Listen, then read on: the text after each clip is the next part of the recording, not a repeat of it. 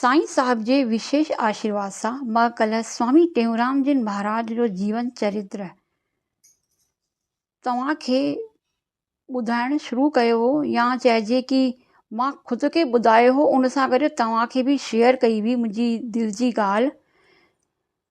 अॼु स्वामी साहिब टेऊंराम जिन जो अॻिले वीडियो में मां उन्हनि जे हिकु भॼन जूं 2 लाइनूं तव्हांखे ॿुधाईंदे भॼन ही वीडियो शुरू कंदमि, जेको साईं साहब खे अर्पण आहे। रही राम नाम खां न्यारो तूं, छो जनम विञाई सारो तूं, छो भोगन सां दिल लाई तूं, मन माया साण मिलाई थो, छो खोटा कर्म कमाई थो, कर प्रभुअ खे प्यारो तूं, छो भोगन सां दिल लाई थो।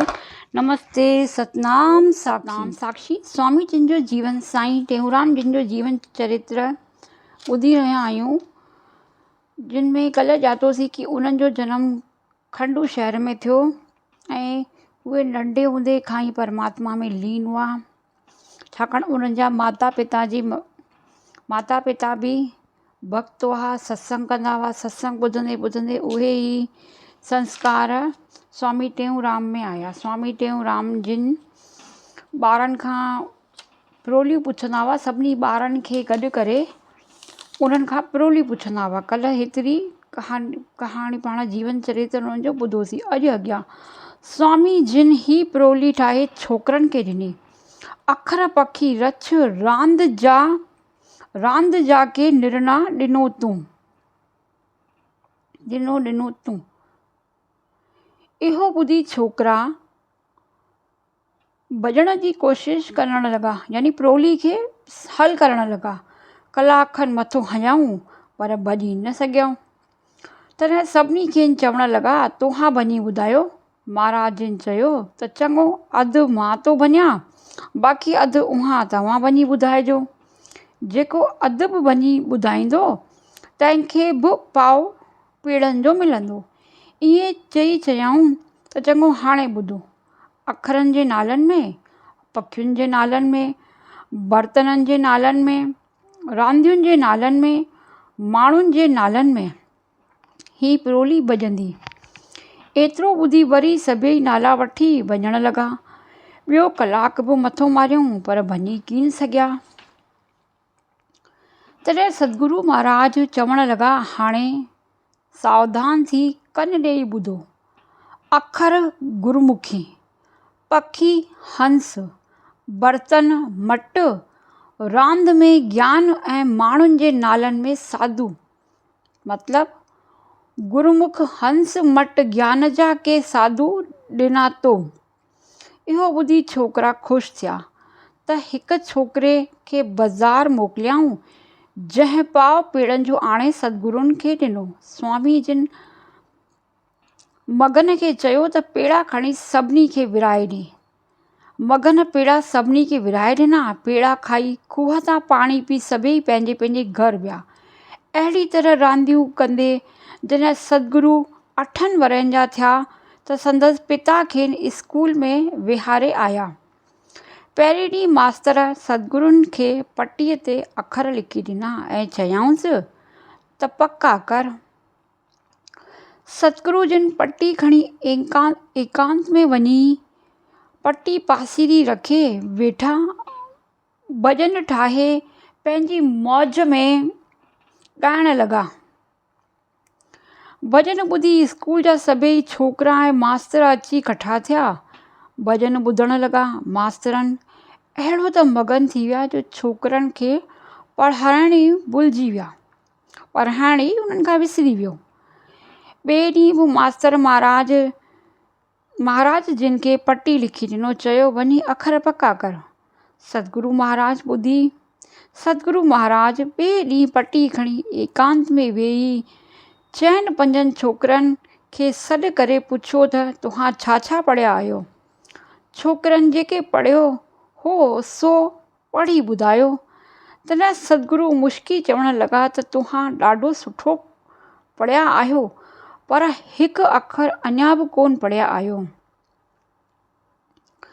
तंहिं ते छोकिरा पुछण लॻा त इहो अखर कहिड़ो आहे। सतगुरु हेठियो शब्द ठाहियो, पढ़ो अखर सो हिकिड़ो प्यारे जंहिंमां ही जनसार थियो। पढ़ो अखर सो हिकिड़ो प्यारे जंहिंमां ही जनसार थियो। बंगला माड़ियूं बाग बगीचा सारो ही संसार थियो। 84 लख जूणी जंहिंमां अद्भुत ही इसरार थियो। अखर इहो था संत सुणाइनि जंहिंमां जग इज़हार थियो। कहे टेऊं ही आहे ओहो जंहिंजो चैन तरफ़ चमत्कार थियो। भॼन ॻाइण लॻा त वरी बि पहिरें ॾींहं वारी कार थी।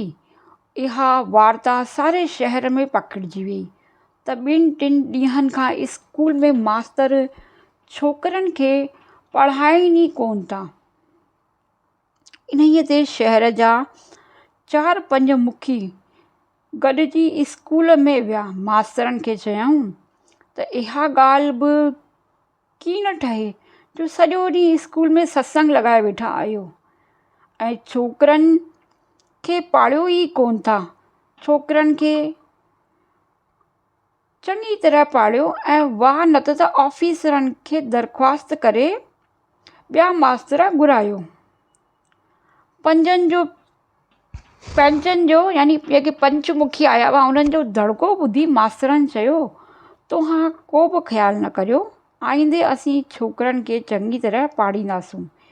इन ई ख़ातिरीअ ते मुखी पंच मोटी पंहिंजी जाइ ते आया। ॾींहुं ॾींहुं बि मास्तर खेनि पटी ॾिनी। सतगुरुनि पटी वठी आहिस्ते आहिस्ते स्कूल जे दरवाज़े खां ॿाहिरि निकिरी सिधो बाई ठाकुर घर जे बाग़ में विया ऐं अंब जे वण हेठां पटी गोॾे हेठां रखे अखियूं बंदि करे प्रभु जे ध्यान में भॼन ठाहिण में गुज़ारियाऊं। ईअं कंदे मंझंदि जा 12 लॻा त बि मंझंदि जी रोटी खाइण घर में कोन विया। 2 लॻी विया त बि कोन विया। घर जा भाती ऐं माता कृष्णा वहलूर वञण लॻी, यानी उनखे चिंता थियण लॻी। आस में त अजो थो अचे। ईअं ई 5 लॻी विया। 5 बजे भगत चेलाराम ॿनीअ तां मोटियो त माता खेसि ॿुधायो त छोकिरो स्कूल मां मोटियो ई कोन्हे। उही वञी सुध समाओ त लही अचो। भगत साहिबु इहा ख़बर ॿुधी सिधो स्कूल वियो। विद्यार्थी सभु हलिया विया हुआ ऐं मास्तर बि वञण ते हुआ। भगत चेलाराम मास्तर खे चयो अॼु असांजो छोकिरो घरु रोटी खाइण बि कीन आयो आहे, कहिड़ी ॻाल्हि आहे। इहो ॿुधी मास्तर चवणु लॻो त भगत साहिबु मूं त तव्हांजे छोकिरे खे सुबुह जो पटी लिखी ॾिनी ऐं चयो वेही पढ़। पोइ जे मूंखे ख़बर कान्हे त केॾांहुं हलियो वियो। मूं ईअं ई सम्झो त ज़रूरु घरु आयो हूंदो। इहो जवाबु ॿुधी भगत साहिबु पुट खे ॻोल्हणु निकितो। दरिया, नहरूं, बाग बाग़ीचा ॻोल्हींदे सुज लथे महल बाई ठाकुर घर जे बाग़ में अची पुछियाऊं।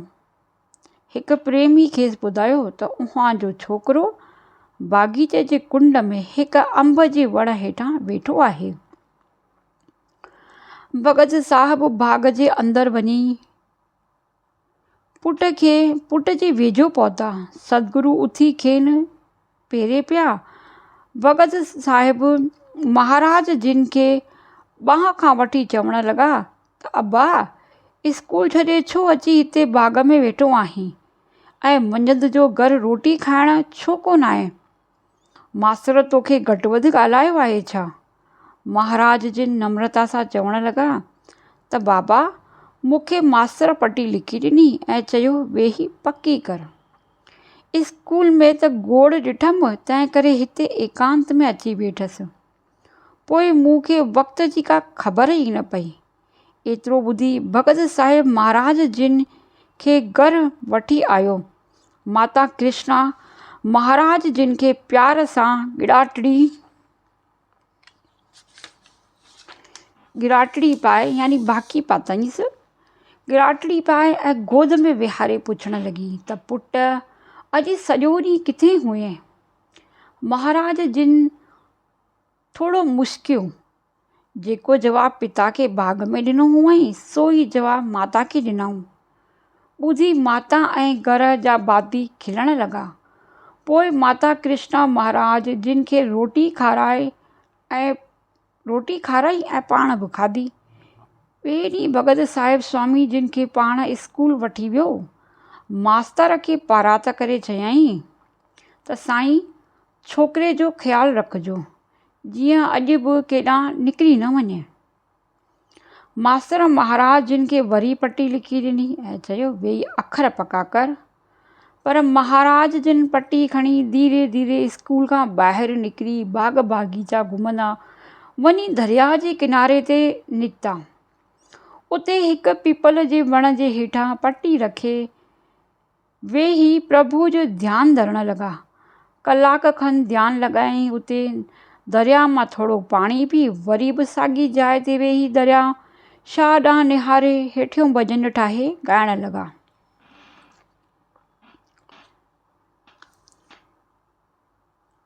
पार वञणु मूंखे आहे ज़रूरी, विछो वाहिड़ो वाटनि ते आहिनि घणा। हिकिड़ो मछ, ॿिया कच्छ, टियों वागू था विढ़नि, चोथों कन कुड़कनि, पंजो लहरूं लाल में वेठी ॻाणिया। हिकिड़ो काम, ॿियो क्रोध, टियों लोभ थो लुभाए, चोथे चिंता थी चुकाए, पंजो भउ इन्हीअ में पेई बुणाए। भॼन ॻाए करे प्रभु जी अहिड़ी तरह कंहिं महिल भॼन ठाहे त कंहिं महिल प्रभु जो ध्यानु लॻाए ईअं सारो ॾींहुं उते ई वेठा रहिया। होॾां माता कृष्णा महाराज जिन जे अचण जो इंतज़ारु करे ॿाहिरि दरवाज़े ते बीही बाज़ार ॾांहुं निहारण लॻी। इंतज़ार में कलाकु ॾेढ गुज़री वियो, पर महाराज जिन घर की न आया। इन बैदि माता दुकान ते अची टेलराम खे चवण लॻी त पुट अॼु बि बाणे स्कूल मां रोटी खाइण कोन आयो आहे। मथां अची 1:30 लॻो आहे, सो वञी स्कूल मां वठी अचीसि। बाई टेलराम दुकान बंदि करे वञी स्कूल में मास्तर खां पुछा कई। मास्तर बाई टेलराम खे चवण लॻो त मूं उहां जे भाउ खे पटी लिखी ॾिनी हुई ऐं चयो वेही अखर पका कर। पोइ त मां ॿियनि छोकिरनि खे पारण में लॻी वियसि। इन खां पोइ ख़बर कान्हे त केॾांहुं वियो। उते हिकिड़े छोकिरे ख़बर कई त साईं मूं ॾिठो त सुबुह जो पटी खणी अलाए केॾांहुं पिए वियो। छोकिरे जी ॻाल्हि ॿुधी बाई टेलराम सिधो बाई ठाकुर घर जे बाग़ में अची महाराज जिन जी ॻोल्हा में लॻो। महाराज जिन खे उते न ॾिसी वरी ॿियनि बाग़नि में वियो, पर किथे बि पतो कोन पियसि। आख़िर निराश थी मोटी घर अची माता खे सारी ॻाल्हि ॿुधायईं। माता ऐं ॿिया घर जा भाती चिंता में पइजी विया। एतिरे में भगत छेलाराम घर आयो त सभिनी खे चिंता में ॾिसी पुछण लॻो अॼु बि छोकिरो घर कोन आयो आहे छा? माता कृष्णा अखियुनि में पाणी आणे चयो अॼु बि अञा कोन आयो आहे। बाणस खे ॻोल्हण लाइ मोकिलियो पर छोकिरे जो पतो अञा कोन्हे। भगत साहिब 2-4 ॼणा साण करे नहर जे किनारे ऐं बाग़ीचनि ॻोल्हींदे वञी सालारे जे ॻोठ में प्रेमनगर दरबार में पहुतो, जिते भगत आइलराम जिन रहंदा हुआ। भगत साहिब खे समूरी हक़ीक़त ॿुधायऊं। संत आइलराम खेसि चयो त चिंता न करियो, छोकर पाण ई घर ईंदो। भगत साहिब मोटी खंडू आयो, घिटी घिटी घुमया, प्रेमियुनि जे घर मां पुछी पुछा कयाऊं पर पतो कोन पियो। उते राति जा 10-11 अची थिया। निराश थी घर आयो ऐं सरबस्ती ॻाल्हि माता कृष्णा खे करे ॿुधायईं। माता साहिब बेहद व्याकुल थियण लॻा। उन राति घर जे कंहिं बि भातीअ रोटी न खाधी। संदन सारी राति चिंता में गुज़ारी त कंहिंखे बि निंड कान आई। ॿिए ॾींहुं सुबुह जो वरी भगत चेलाराम पाण सां 2 ॼणा वठी ॻोल्हा ते निकितो। नहर जे किनारे ते पहुता। हिकु दिनार वेठो हो, जंहिं खां भगत साहिब पुट बाबति पुछो। दिनार चयो त काल्ह सुज लथे महिल कची जे ॾोर हाकींदो पियो आयसि त तव्हांजे छोकिरे खे दरिया जे किनारे ते पिपल जे वण हेठां ॻाईंदो ॾिठमि। दिनार जी ॻाल्हि ॿुधी सभई ओॾां विया। ॾिसनि त बराबरि महाराज जिन कंध हेठि करे पंहिंजे ध्यान में वेठा आहिनि। भगत चेलाराम महाराज जिन खे वेझो अची खेनि सॾु कयो। महाराज जिन कंध मथे करे पंहिंजे पिता खे ॾिसी उथी अची खेनि पेरे पिया। भगत साहिब जिन जी प्रेम सां ॻिराटड़ी पाए चयो, पुट हिते छो अची वेठो आहीं? कल्ह खां वठी तोखे सारो शहर बाग़ बगीचा नहर किनारनि ते प्रेमियुनि जे घरनि में ॻोल्हींदा रहिया आहियूं। तुंहिंजी चिंता में राति घर में कंहिं रोटी खाधी न आहे, न वरी कंहिं निंड ई कई आहे। एतिरो चई महाराज जिन खे घर वठी आयो। महाराज जिन माता खे पेरे पिया ऐं कंध हेठि करे बीही रहिया। माता खेनि बाहि खां वठी पंहिंजे गोद में विहारे पुछण लॻी, पुट कल्ह सारो ॾींहुं राति किथे हुए? रोटी खाधी अथई? एतिरो चई माता जे अखियुनि में पाणी अची वियो। महाराज जिन असुलु चुप रहिया ऐं कुझु न चयऊं। भगत साहिब समूरी हक़ीक़त पंहिंजी धर्म पत्नीअ खे ॿुधाई। माता कृष्णा भगत साहिब खे वेनती कई त अॻिते छोकिरे खे स्कूल न मोकिलिजे। ॿिए ॾींहुं सुबुह जो भगत चेलाराम महाराज जिन खे सॼे प्रेम सां चयो, पुट अॻिते तूं घर में ई रहे, प्रेम सां संतनि महात्माउनि ऐं मुसाफ़िरनि जी शेवा टहल कर, घर जो पाणी बि भर, इहा असांजी आज्ञा अथई।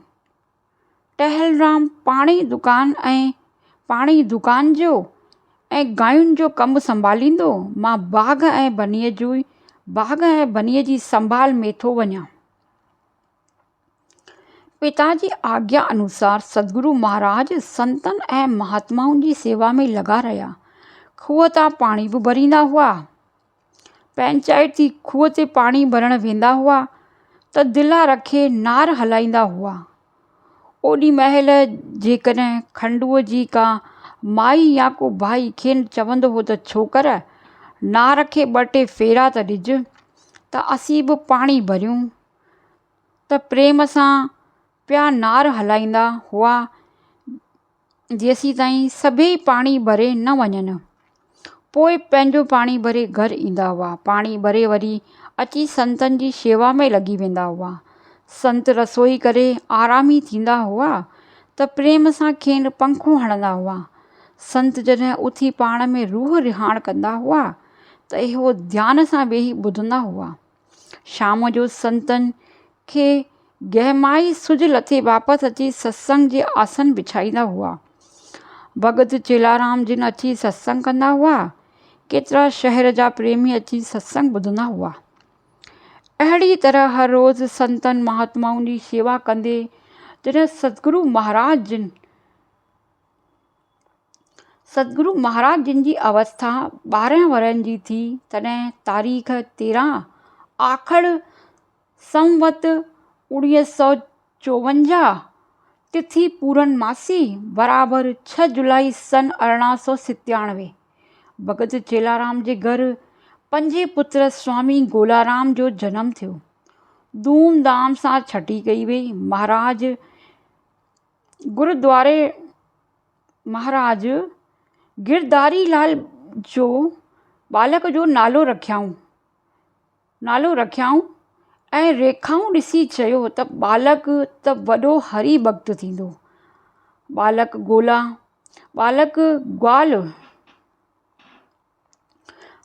ग्वाल लाल जो स्वभाव बि नंढे हूंदे खां ई निर्मल ऐं शांती को हूंदो हो। इन करे सारो घर स्वर्ग समान थी पियो। आज्ञाकारी पुत्र हो, पतिव्रता हो नार, धन सच का संतोष मन में, 4 स्वर्ग संसार। ही ॾोहिड़ो आहे। हिन जो अर्थ ॿुधायो अथनि, जंहिं घर में पुत्र आज्ञाकारी, स्त्री पतिव्रता ऐं धन सच जी कमाई जो आहे, जिते मन में संतोष ऐं शांती आहे, उते 8 पहर स्वर्ग आहे, यानी उते सुख आनंद सां वक़्तु गुज़रे थो। पर जिते इन्हनि ॻाल्हियुनि सां गॾु सत्संग ऐं हरि भॼन हुजे त उहो घर वरी महास्वर्ग बणियो पवे। सो भगत चेलाराम जिन जे घर इहे सभई ॻाल्हियूं मौजूदु हुयूं ऐं भॻवान जी दया सां 4 पदार्थ प्राप्त हुआ।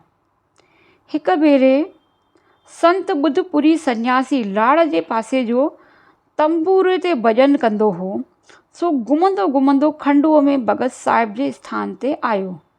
सतगुरु महाराज संतनि खे ॾिसी ख़ुशि थी वॾे आदर सत्कार सां संतनि जी शेवा में लॻी विया।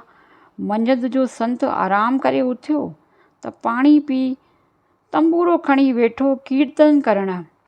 सतगुरु महाराज बि कुंजू खणी वेठा ऐं वॼाइण लॻा। संत अहिड़ो त प्रेम सां कीर्तन कयो जो शहर जा केतिरा माण्हू ॿुधण आया ऐं बराबरि 2 कलाक कीर्तन जी मौज वरिताऊं।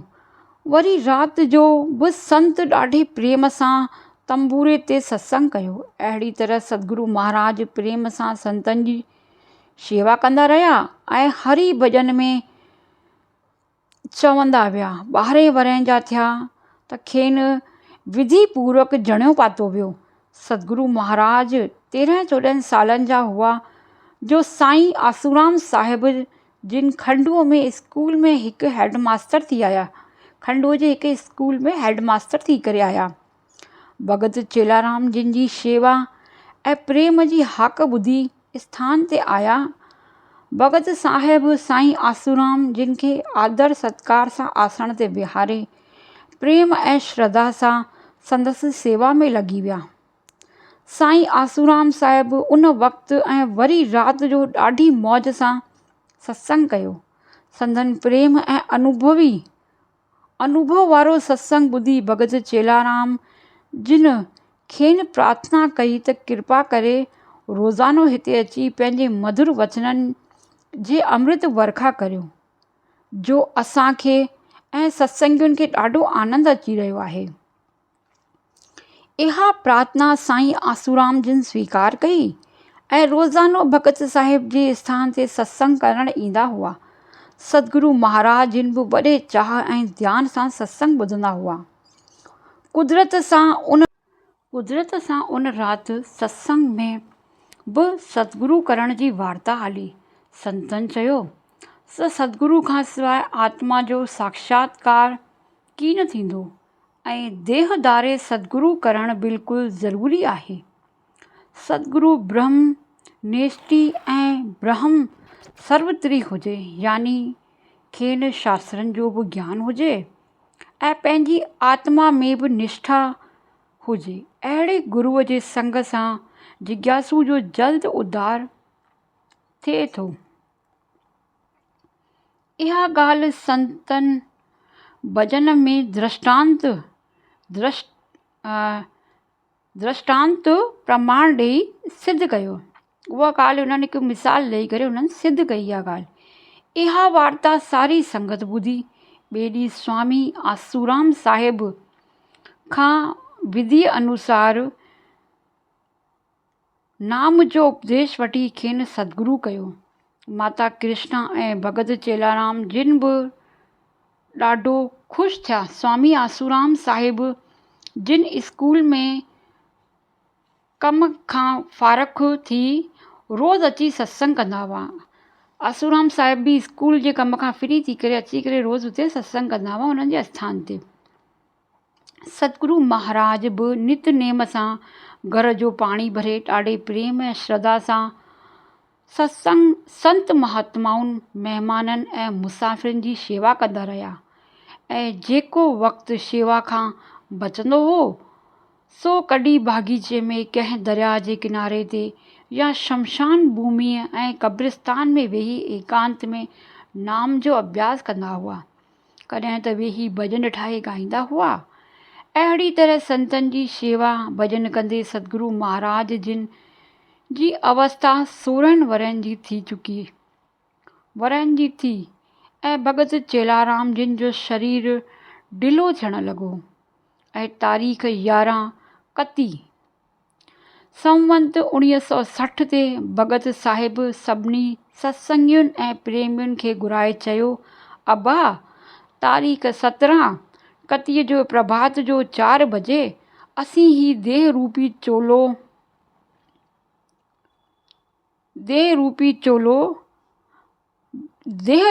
चोले जो घर त्यागे पंहिंजे अमर अविनाशी घर ॾांहुं वेंदासूं।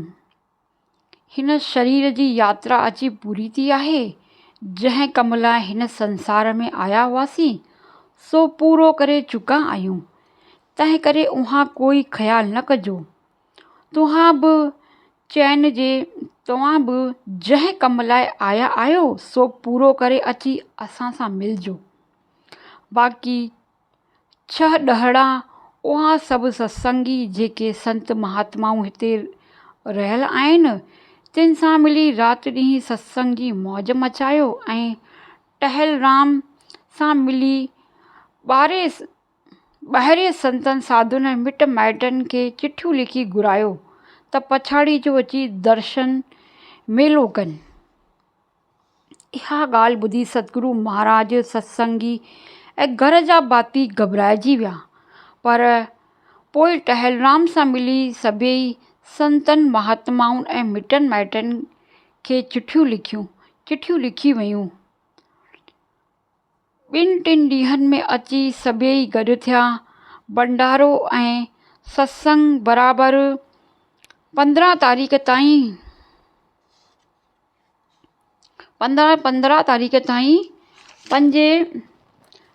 5 ॾहड़ा हलियो। तारीख़ 17 सॼो ॾींहुं ऐं राति सत्संग जी मौज लॻी। राति जो 2 लॻा त भगत चेलाराम जिन मोकिलाणीअ जो इशारो ॾिनो। चवणु लॻा त हाणे पछाड़ी जो सनानु उहा खे इहाई आशीर्वाद था ॾियूं त तव्हांजो चित सदाईं नाम परोपकार ऐं आत्मा चिंतन में लॻो रहे। उहा जो पाण में प्रेम ऐं प्यार वधंदो रहे। संगत मंडलीअ खे मचाईंदा रहिजो। इहा ॻाल्हि ॿुधी सभु प्रेमी ऐं सत्संगी अखियुनि में जल विहाए चवणु लॻा त हे स्वामी असां कंहिंजे आसरे ते था छॾे वञो। असांखे पंहिंजे बदिले में काई ॿाहत ॾेई वञो जंहिं जो आधार वठी असीं हिन भव सागर मां तरी पार पऊं। एतिरो चई सभु सत्संगी रुअण लॻा। प्रेमियुनि जी इहा अरदास ॿुधी भगत चेलाराम जिन सतगुरु टेऊंराम जिन जे संदन भर में वेठा हुआ, जेके साईं चेलाराम जे पासे वेठा हुआ, तिन खे बाह खां वठी सत्संगियुनि खे चयो, ही बाह असां उहा खे पंहिंजे बदिले में ॾेई था वञूं। ही तव्हांजे मन जी बि मुराद पूरी कंदो। सत्संगी चवणु लॻा त प्रभु असांखे कीअं विश्वास अचे त ही बालक उहा जो सिक्को हलाईंदो। तंहिं ते भगत साहब महाराजनि खे चयो त अबा संगत खे हिकु भॼन ॻाए ॿुधायो। सतगुरु महाराज जिन हेठियो भॼन ॾाढे प्रेम ऐं दर्दी आलाप में ॻातो। रहे राम नाम खां न्यारो तूं, छो जनम विञाए सारो तूं। रही राम नाम खां न्यारो तूं, छो जनम विञाई सारो तूं। छो भोगन सां दिल लाई थो, मन माया साण मिलाई थो। छो खोटा कर्म कमाई थो, कर प्रभु खे न परायो तूं। ये हिकु भॼन ॻातनि। हिन भॼन में महाराज जिन पंहिंजे पिता खे इज़त ॾियण लाइ जॾहिं संदसि नालो विझी ॻाए बस कयो, तॾहिं सभई सत्संगी ॾाढो ख़ुशि थिया। तंहिंखां पोइ भॻत चेलाराम जिन हथ जोड़े सारी संगत खां मोकिलायो। पोइ पट ते आसण विछाराए सुम्ही पिया ऐं मथां चादर पाए शोहम धुनी वठी लॻाई। पूरे 6 बजे प्रभात जो परलोक पधारिया। ॿारहे बैदि टेहलराम महाराज जिन खे चयो त हींअर दुकान ऐं घर जो कमु तूं संभाल, मां ॿनियुनि ऐं भाॻनि वग़ैरह जी संभाल कंदुसि। सतगुरु ईअं ई करण लॻा। राति जो सतगुरु महाराज जिन थले ते वेही सत्संग करण लॻा। अॻ में कॾहिं बि ईअं खुली तरह सत्संग में वेही कोन ॻाईंदा हुआ। हाणे पाण संगत में ॻाइण लॻा। सतगुरु महाराज यकतारे ते ॻाईंदा हुआ। भाई आसूराम ऐं सोनारो ऐं ॿिया सत्संगी दिला किरतार, कुंजूं ऐं डंडा वॼाईंदा हुआ। हर रोज़ राति जो सत्संग जी अहिड़ी त मौज मचंदी हुई जो सारो थलो त ख़ल्क़ सां भरिजी वेंदो हो। पर सारी बाज़ार बि भरिजी वेंदी हुई। हिकु त सतगुरु महाराज जिन जो आवाज़ु हूंदो हो तमामु मथे, मिठो ऐं सुरीलो। ॿियो वरी सत्संग में चवंदा हुआ पंहिंजा ठाहियल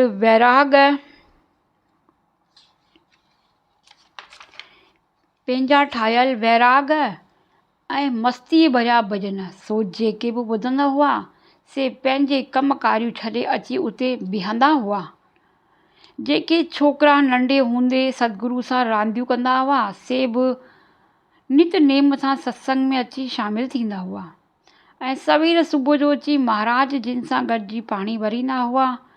तंहिंखां पोइ संतनि जी शेवा करे वञी पंहिंजे कम ते लॻंदा हुआ। सतगुरु महाराज जिन बि घर जो पाणी भरे संतनि जी सेवा करे पोइ वञी दुकान खोलींदा हुआ। पर चित जा अहिड़ा उदार हुआ जो जेको दुकान ते सौदो वठणु ईंदो हो तंहिंखे शयूं ख़रीदी अघ में ॾेई छॾींदा हुआ। साधुनि फ़क़ीरनि खे त बिना तोर तक जे जेके घुरंदा हुआ सो ॾींदा हुआ। ओदर पातार लिखंदा ई कोन हुआ। जे कोई पाण ई पैसा ॾेई वञे त वाह, न त सुख। कंहिंखां घुरंदा कोन हुआ। को साध संत अची निकितो त ग्राहक खे छॾे बि वेही उन सां रिहाण कंदा हुआ। ग्राहक खे चवंदा हुआ त जेके आंदो अथई सो आसण ते छॾ, जेके खपेई सो पाण तोरे खणी वञ। पाण ॾांहुं निहारींदा बि कोन हुआ। 6-7 महीना गुज़रिया। सारे शहर में फैलिजी वियो त भॻत चेलाराम जो दुकान ते हर का शइ सुठी ऐं सस्ती पई मिले, यानी त तोर तक जो हिसाब बि कोन्हे। ओदर बि ॾे या न ॾे, ईअं ग्राहक वधी विया। फ़क़ीरनि जो तादाद बि वधी वियो। आख़िर किन वञी टेहलराम जा कन भरिया त बाणे दुकान खे लुटाए छॾियो अथई। टेहलराम जांच कई, ॻाल्हि त सची हुई। खेनि कावड़ लॻी ऐं वञी माता कृष्णा खे चयाऊं माता कृष्णा खे चयाऊं त जॻीअ की का ख़बर अथई, जॻीअ जी का ख़बर अथई त दुकान कीअं पियो हले। तुंहिंजो भगत पुटु सदा व्रत लॻाए वेठो आहे, दुकान लुटे सुञ करे छॾियो अथई, फ़क़ीरनि जा टोला वेठा ई वेठा अथसि। उहा खे जी भक्ति करणी आहे त ॿई माउ पुट वञी टिकाणे में वेहो। माता कृष्णा टेलराम खे कावड़ियल ॾिसी चवण लॻसि, पुट तूं को ख़्यालु न कर, भगत खे कुझु न चइजे, मां खेसि पाणे ई सम्झाए छॾींदसि। तूं दुकान ते माल जाचे ॾिस त कीअं आहे। टेलराम दुकान ते वञी समूरे माल खे नज़र मां कढियो ऐं दिलि में वीचार करणु लॻो, माल त वधीक बल्कि ॿीणो टीणो नज़र पियो अचे। किथे ओधर ई त माल कीन वठी आयो आहे। यानी चवणु लॻो कि माल त ॿीणो आहे, किथे ओधर मां त माल कोन वठी आयो आहे। महाराज जिन खां पुछणु लॻो त हेतिरा महाराज जिन खां तूं दुकान ते माल जाचे ॾिस। टेलराम दुकान ते वञी समूरे माल मां नज़र मां कढियो ऐं दिलि में वीचार करणु लॻो त माल त वधीक आहे, बल्कि ॿीणो टीणो नज़र पियो अचे। किथे ओधर ते त माल कीन वठी आयो आहे। महाराज जिन खां पुछणु लॻो त हेतिरो माल पैसा ॾेई वठी आया आहियूं या कंहिं वटां ओधर ते आंदो अथई। महाराज जिन मुस्की चयो त ही सभु माल दुकान जे विकिरे जे पैसनि मां ई आंदल आहे। ओधर हिकु पाईअ जी बि कंहिं वटि कान वरिती अथऊंसि, कंहिं वटां कान वरिती अथऊं। सतगुरु महाराज जिन जा इहे वचन ॿुधी टेलराम हैरानीअ में पइजी वियो त सदा व्रत हलाईंदे बि को नुक़सानु ॾिसण में कोन थो अचे। चयईं, हाणे जीअं वणेई तीअं पियो दुकान हलाए। सतगुरु महाराज जिन बिल्कुलु साॻे ई नमूने दुकान जो कारोबार हलाईंदा हुआ। संतनि जी सेवा में सत्संग बि कंदा रहिया। अहिड़ी तरह कुझु वक़्तु गुज़री वियो ऐं जीअं पोइ तीअं सतगुरु महाराज जिन जो चित भक्ति वैराग ऐं नाम जे ध्यान में वधंदो रहियो। रोज़ शाम जो 5 बजे दुकान बंदि करे दरिया कंठीअ ते वञी एकांत में वेही समाधि लॻाईंदा हुआ। जंहिं महिल समाधि खुलंदी हुअनि तंहिं महिल वेही भॼन ठाहींदा हुआ। सुज लथे घर अची आसन विछाए सत्संगियुनि खे चवंदा हुआ त दिला यकतारा ऐं साज़ खणी अचो त सत्संग करियो। सत्संगी साज़ खणी ईंदा हुआ ऐं सत्संग शुरू थींदो हो। पहिरीं कलाक खनि ॿिया महात्माऊं सत्संग कंदा हुआ ऐं पोइ सतगुरु महाराज जिन पंहिंजी मौज मचाईंदा हुआ। स्वामी ग्वाल लाल जिन बाई डालू राम ऐं ॿिया प्रेमी महाराज जिन जे पुठियां वठाईंदा हुआ, यानी उन्हनि जे पुठियां सुर लॻाईंदा हुआ। इहे सत्संग जी रौनक वधंदी वेई। हिकु ॾींहुं सभई सत्संगी ऐं आत्मानंद, परमानंद, मगनराम, ओम प्रकाश, लालूराम, डालूराम, रेजोराम, ठाकुरराम ऐं आसूराम, सोनारे ऐं रामूमल अची महाराज जिन खे हथ जोड़े चवण लॻा त ही प्रभु, ही थलो सत्संग लाइ तमामु नंढो आहे। आज्ञा ॾियो त थले खे बाज़ार जे पासे थोरो वधायूं। सतगुरु महाराज जिन फरमायो त अबा जीअं उहा जी मर्ज़ी, भले वधाए छॾियो। सभई सत्संगियुनि पाण में मिली सलाह कई त ॾींहं जो हर को वञी पंहिंजो पंहिंजो कमु करे, बाक़ी राति जो 10 बजे सत्संग समाप्त थियण बैदि थले जो कमु शुरू कयो वञे। थले लाइ घुरियल सामान वग़ैरह कठो करे रखियो वियो। राति जो 10 बजे सत्संग समाप्त थियण खां पोइ अटकल हिकु 100 खनि प्रेमी मिली थलो ठाहिण लॻा। सतगुरु महाराज जिन बि ॾिसण लॻा। कलाक खनि खां पोइ सभई सत्संगियुनि सतगुरु महाराज खे चयो त कृपा करे उहीं वञी आराम करियो, असीं थलो तयारु करे उहां खे सॾु कंदासूं। महाराज जिन वञी आरामी थिया। सारी राति कमु करे प्रभात जे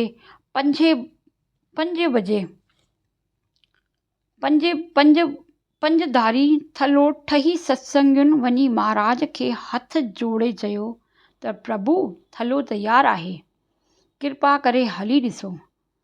सतगुरु महाराज जिन थलो ॾिसी ॾाढो ख़ुशि थिया ऐं सभिनी खे आसीस करे चयऊं त अब्बा हाणे सनानु करे रोटी खाई पोइ पंहिंजी जाइ ते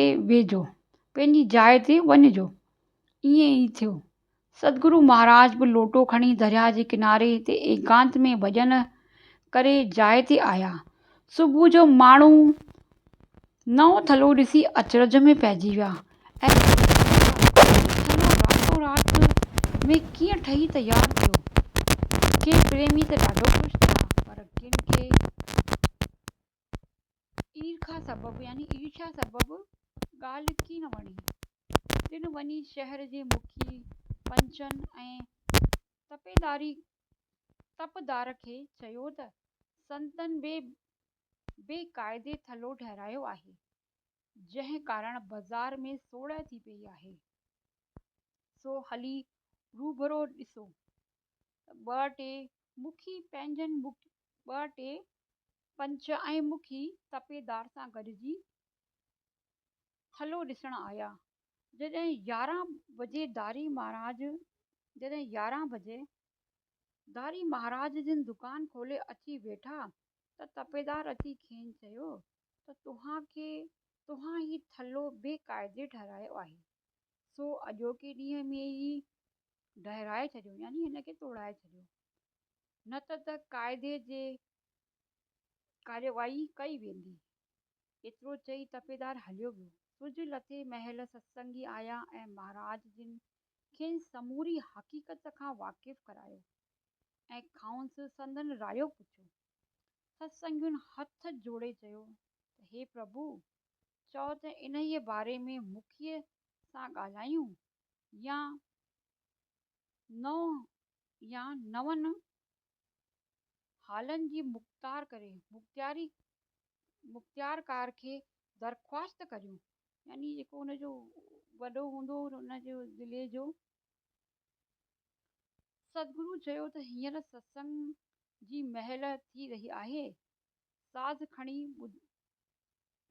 खणी अचो त सत्संग शुरू करियूं। सत्संग बैदि उहां खे ॿुधाईंदासीं। सत्संग पूरो थियण ते प्रेमियुनि खे सॾे चयऊं त मुखी ऐं के पंच बि तपेदार सां साण आया हुआ। वटन वञण जो को ज़रूर कोन्हे, यानी उन्हनि वञण जी पाण का ज़रूरत कोन्हे, उही कोई ख़्यालु न कयो। हुनखे चयो त तव्हां घबरायो न। ॿिए ॾींहुं सुबुह जो सतगुरु महाराज 11 बजे दरिया तां सनानु पाणी करे मोटी घर अची ॾिसनि त थलो ॾठो पियो आहे ऐं माता कृष्णा दर ते बीठे निहारे। माता खां पुछियऊं त थलो केरु ॾाहे वियो। माता चयो त पुट, तुंहिंजे वञण खां पोइ तपेदार 2-3 पंचनि सां गॾु साण करे 7-8 मज़दूर वठी आयो ऐं थलो ढहिराए वियो। मूं घणो ई मना कई मां, पर हिननि मुंहिंजी हिक बि न ॿुधी। माता जी इहा ॻाल्हि ॿुधी माता खे चयूं त काई चिंता न करियो, पोइ पाण वञी दुकान खोलियाऊं। थले ढहण जी ख़बर सारे शहर में पखिड़िजी वई। शाम जो सभई सत्संगी सतगुरु महाराज जिन खे पेरे पई चवण लॻा त हे प्रभु, थलो त ढाहे विया, हाणे जिते आज्ञा करियो उते सत्संग लाइ आसण विछायूं। चयऊं त अब्बा, हिन जाइ ते ई सरवनपुरी हिन जाइ ते ई सरवन पिरे करे पुट सनो करे फ़राश विछायो, यानी चएसि थो कि हिते हिन जाइ ते ई थोरो पट साफ़ करे हिते ई फ़राश विछाए छॾियो। इहा आज्ञा पाए सत्संगी 10-15 मिंटनि अंदरि पट सन्हो करे ऐं फ़राश विछाए साज़ खणी आया। पोइ वेही सत्संग शुरू कयाईं त ही नयो भॼन ठाहे ॻाइण लॻा। काथे भोग विषय ते भोगी, काथे जोग कमाई, काथे मुंहुं करी तो मूंखे, काथे हरगुन ॻाई। संगत भॼन सुणी प्रेम में मगन थी वई। सत्संग खां पोइ सारी संगत सतगुरु महाराज जिन खे चवण लॻी त आज्ञा कयो त वरी राति में थलो ठाहे तयार करे छॾियो। तंहिं ते सतगुरु महाराज जिन फरमायो त अबा जेका उहां जी मर्ज़ी, थलो रातो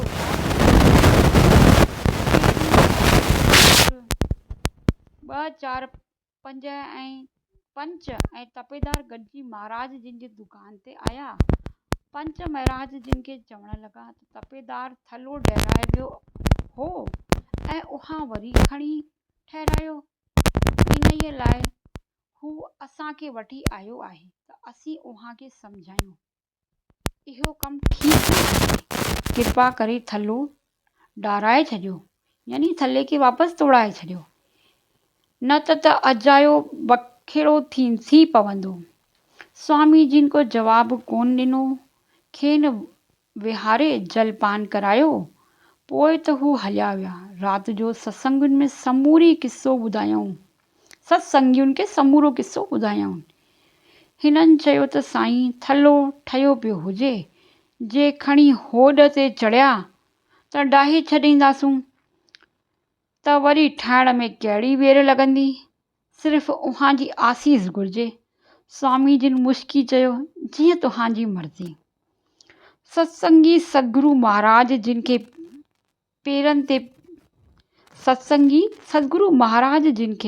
पेरे पई पंहिंजे पंहिंजे घर विया। सुबुह थियण सां सतगुरु महाराज जिन घर जी सारी शेवा पूरी करे दरिया जे किनारे ते वञी एकांत में वेही भॼन करण लॻा।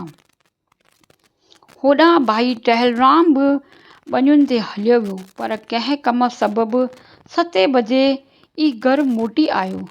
ॾिसे त दुकान जे ॿाहिरां फ़क़ीरनि जो टोलियूं वेठियूं आहिनि। ग्राहकनि खेसि चयो त उहां जो भगत भाउ दुकान तमामु देर सां थो खोले, जंहिं करे असांखे ॾाढी तकलीफ़ थिए थी। तव्हां भगत खे सम्झाए छॾियो त आईंदे दुकान सुबुह जो सवेर खोले। 7 बजे ताईं खुलियल रखे। ग्राहक ॿुधी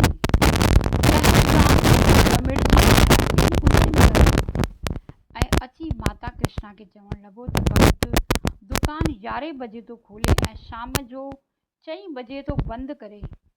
केॾांहुं थो वञे ऐं छा थो करे? ईअं त दुकान जो कमु कीअं हली सघंदो? मां जे हिन खे चवां थो त उहा सदाईं संदसि पासो था खणो। अॼु शाम जो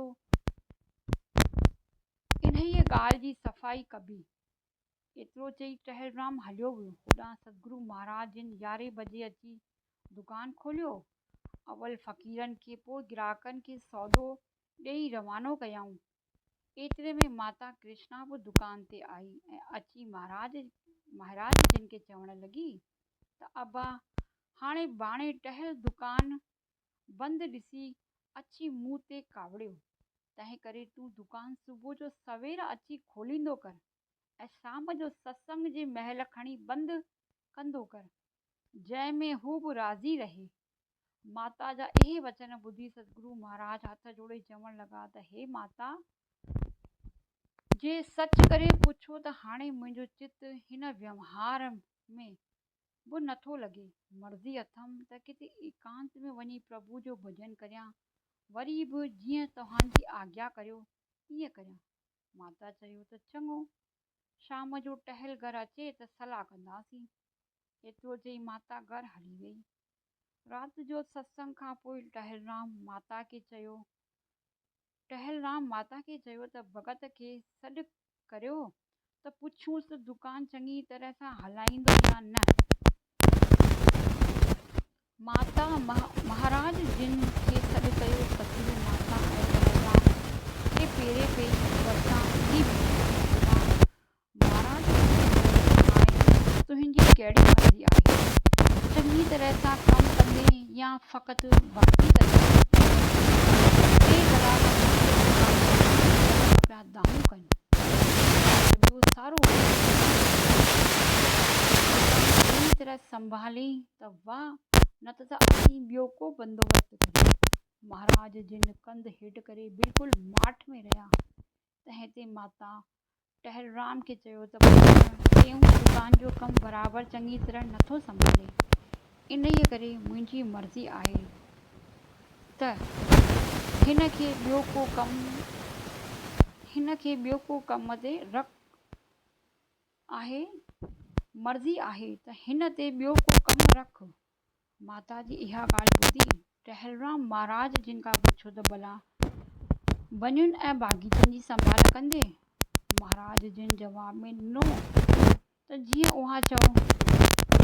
टेहलराम चयो त चङो, सुभाणे खां वठी तूं बनियुनि ऐं बाग़नि जी संभाल कजि, घर जो पाणी बि भरिजि, ग्वाल संतनि ऐं महिमाननि जी शेवा कंदो ऐं मां दुकान जो कारोबार संभालींदसि।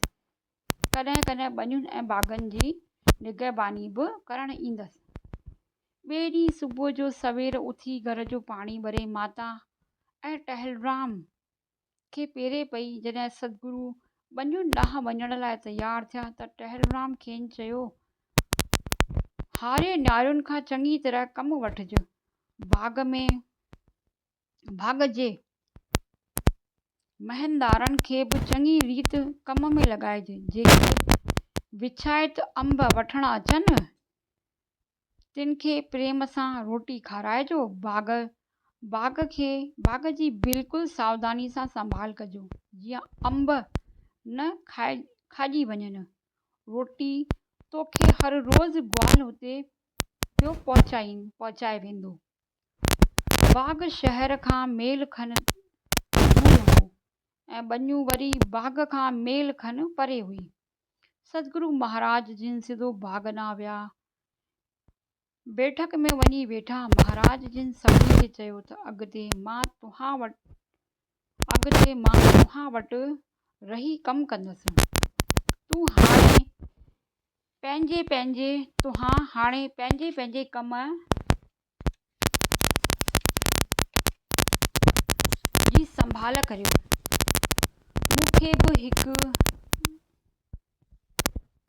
मूंखे बि हिकु गुलेल ॾियो त मां बि थो हिकु पासे वञी संभाल करियां। नौकरनि चयो त साईं, असीं जो वेठा आहियूं, उहा वेठा आनंद कयो। स्वामी जिन चयो त न, मां कमु कंदसि। आज्ञा पाए सभिनी वञी कम ते लॻा। सतगुरु महाराजनि बि हिकु वॾे अंब जे वण हेठां गोॾे हेठां गुलेल रखी भॼन ठाहे वेही ॻाइण लॻा।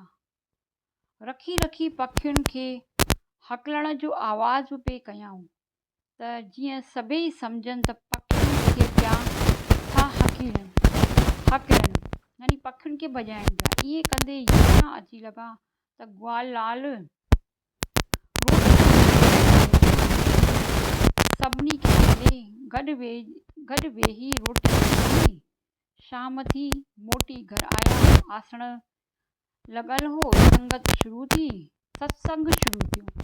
बाग़ में ठाहियल भॼन पंहिंजे मधुर ऐं प्रेम ऐं वैराग भरी आवाज़ में ॻायाऊं। संगत में आनंद जी लहर छाइजी वई। सत्संग समाप्त थियो। आत्मानंद ऐं ॿिया सत्संगी स्वामी जिन खे चवण लॻा त स्वामी जी, उहा त वञी बाग़ वसायो ऐं असीं हिते दर्शन खां रहित रहिजी वियासीं, पर असीं उते बि ईंदासीं। ॿियो त प्रभु थल्हे लाइ अॼु वरी पंचनि जो असांखे चयो, ऐं जेके मुखी पंच हुआ उन्हनि खे चयो त डाराए छॾियो ऐं खिट पिट न कयो।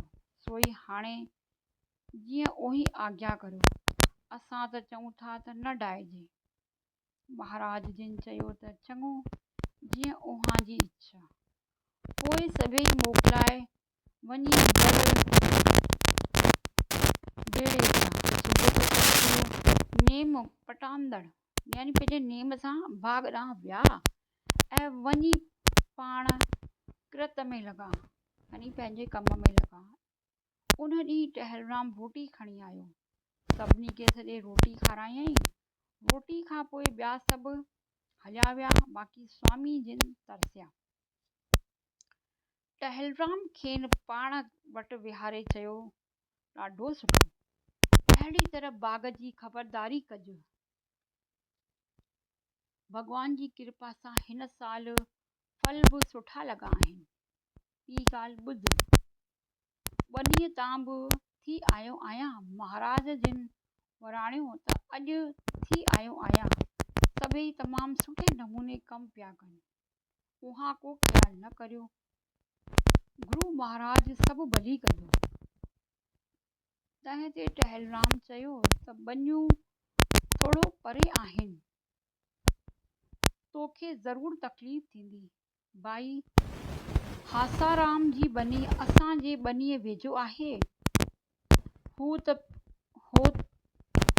पियो वेंदो, मां खेसि चई छॾींदसि त असांजी बनीअ जी बि पियो संभाल कजो। मां बि 3 चौथे ॾींहुं पियो वेंदसि,